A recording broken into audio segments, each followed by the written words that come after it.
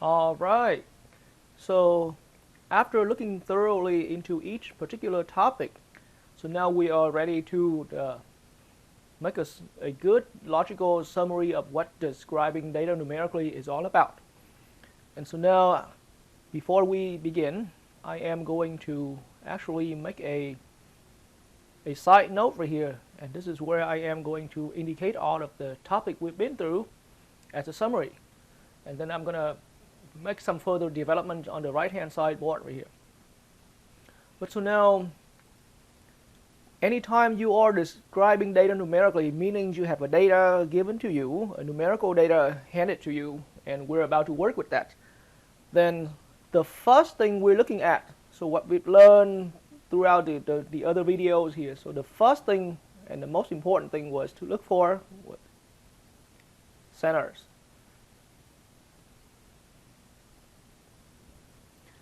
And so now at this point, what are those centers? So we have learned mode, median, and mean value. These are all being considered as the three different types of center. So there's mode being a kind of center. There's median that we learned is being another type of center. And there's the mean value is being a different kind of value. And so throughout our look into any one of these particular topics, then you see when we're looking at a histogram, then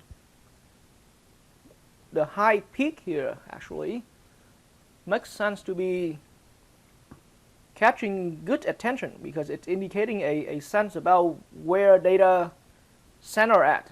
And that was in our discussion through the mode right here, the mode was likely being responsible for having a high peak there. And that's why mode can be considered as one of the three types of center. And then there are people who argue that why don't we, in a histogram of containing data, the entire amount of data being located inside of this distribution shape right here. And so once again, we talked a little while ago about the shading area represent 100% of data. So there has to be a cut that divide the data, the total shading area, into two equal halves. In other words, 50% is to the lower side of that cut, and then the other 50% is to the other side of the cut. And so in that way, that was exactly the median. So median can also be considered as another type of center of your data. And then the last one here that we've learned is the mean value. And mean value doesn't have any particular geometrical meaning or any graphical meaning. But the idea now is that anytime you're looking for data, it's not really about which center is the right kind of center or which center is the best to look at. No, ideally, if you have time to invest for, then the mean value is what people commonly looking for. It's indicated a sense about average of all those values, and it can give us a sense to estimate. But mean value requires to lay down the math formally and do the adding and even punching in the calculator. It still takes time. Okay, so for mode, think about in times where you don't have too much time to lay down and do a formal calculation of mean right here. Then let's say I'm going to put up a data. 1, 3, 5, 5, 5, 5, 6, 8. Okay. Of course, we do not have the time to find out the average value of all these values. However, think about it. The mean value will be closer to the value that happens most frequently. I'm not saying that they are the same, but mode tend to be the one that affects the mean value the most. And so in that way, in time when you don't have time, in case where you don't have time to calculate a formal mean value, then we can know for sure that mean value should happen to be close. Mean is close to the most frequently occur value. And for that reason, looking for mode could be a quick answer anytime that you need to find a mean of a data set. Another thing to be mentioned here is that for now, since our data are being small, then there is a clear difference between mode and median and mean value.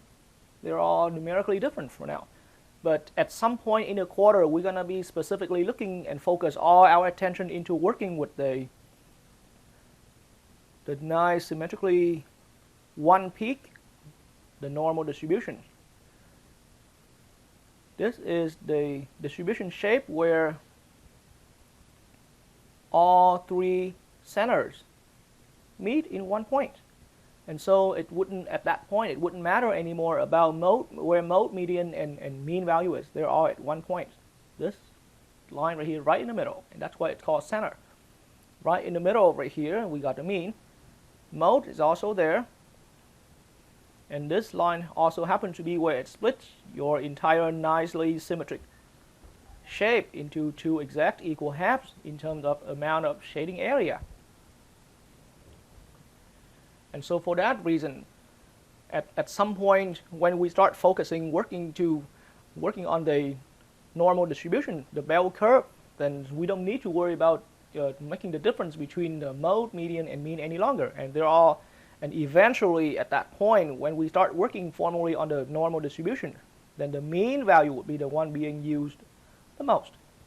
And so after recognizing a center, and like I said earlier, just moment earlier, then eventually mean value is winning the most attention in terms of where the center of the data is, then we want to measure how much data is being spread out. And so that comes to the concept of looking for spreading.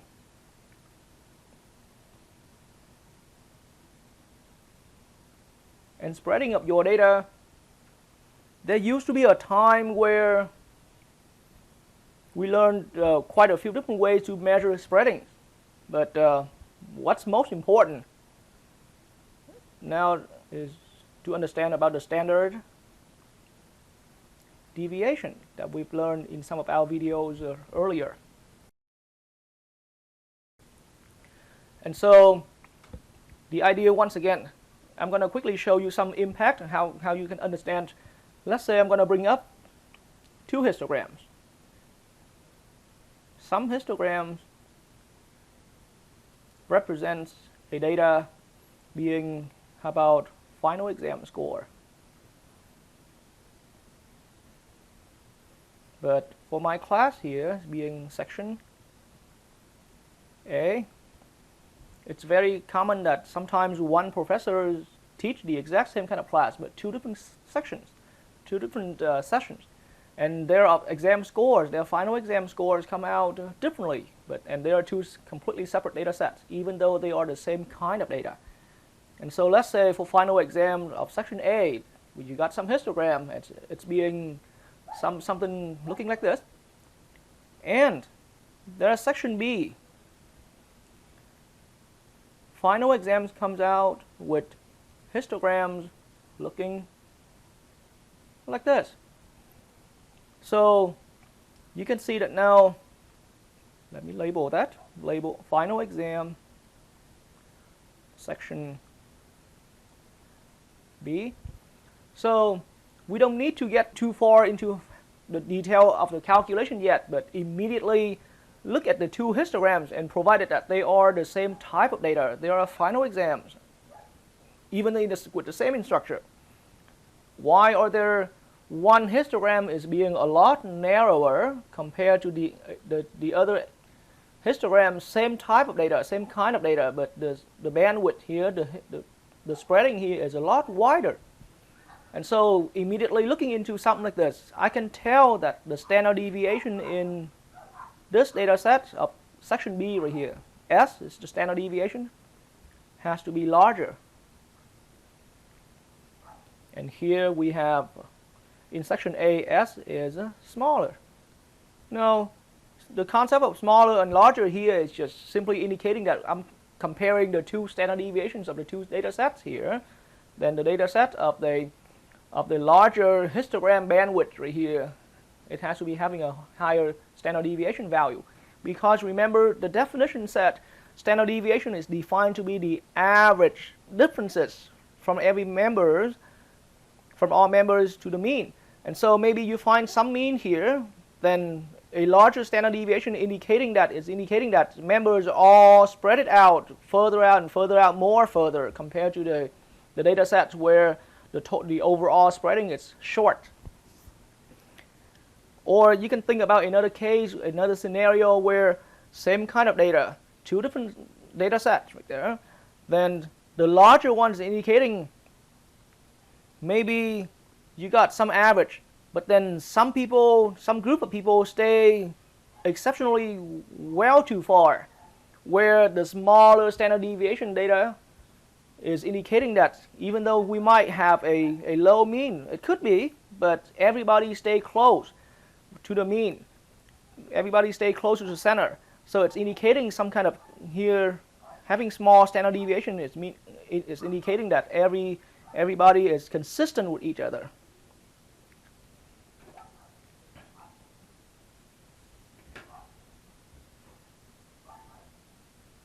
Everyone's strength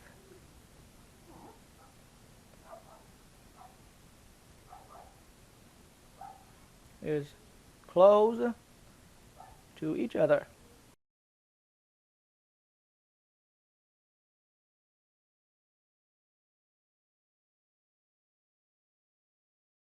Whereas here, where standard deviation is larger, then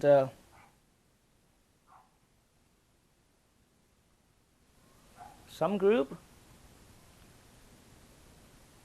of people are close, but some other group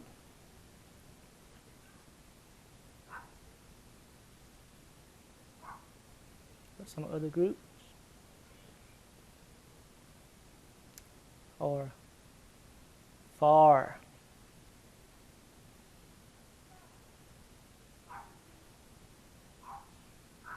out, far away. And so that's some of the understanding regarding what we can use standard deviation for. And so the next thing that we look for after spreading now, any data always have a few special locations.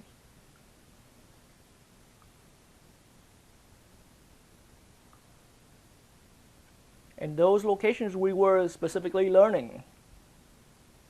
Q1 is one of the special locations. Remember, through our example, it indicated 25% of data falling below this location right here. Q2, aka the median, aka the 50th percentile. This is where 50% of data, or 2/4 of data, falling below this location. And another one here is your Q3. So these are all, and Q3 was the 75th percentile, and this is where all 3/4 of your data are falling below that. So these are considered as the special locations. Any data set always have a unique set of these three special locations: the Q1, Q2, and Q3. And then under this special locations, any data has another special location. That's the minimum value, the smallest value on the list, and the largest value on the list, maximum value. And so if you arrange all these 5 numerical locations together, ordering them from the lowest to the largest, minimum is the lowest, makes sense. Then the next higher one is Q1, the next higher one is Q2, and the next higher one is Q3, then the last one is the maximum. Sometimes people can just simply look at the data by looking at these 5 numbers, and we refer to looking at the data based on the 5 numbers here as a 5-number summary.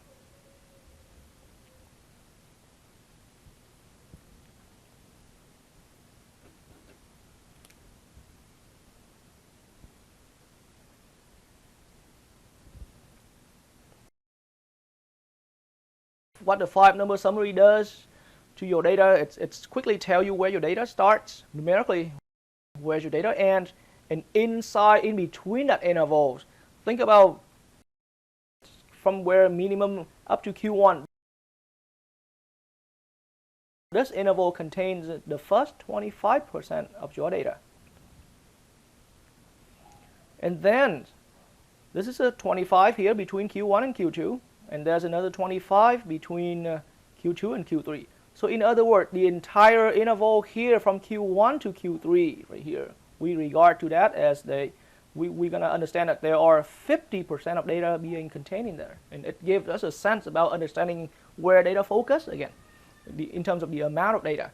And then beyond Q3, the remaining quarter, it could be a lengthy interval, but the amount of data being located in there is only 25% of data. And that's one of the way how people use a 5-number summary to understand about the data before putting up a histogram, before putting up a graph.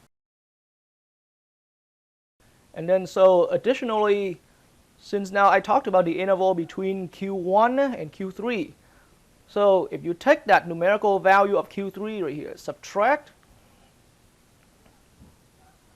Q1, so this is a numerical subtraction. That difference between Q3 and Q1, we're going to refer to this as the IQR. And IQR stand for interquartile range. And how important that is, what it means to your data, that is the interquartile range. And what it does to your data, that interval, as I said earlier, it contains 50% of your data being located in there.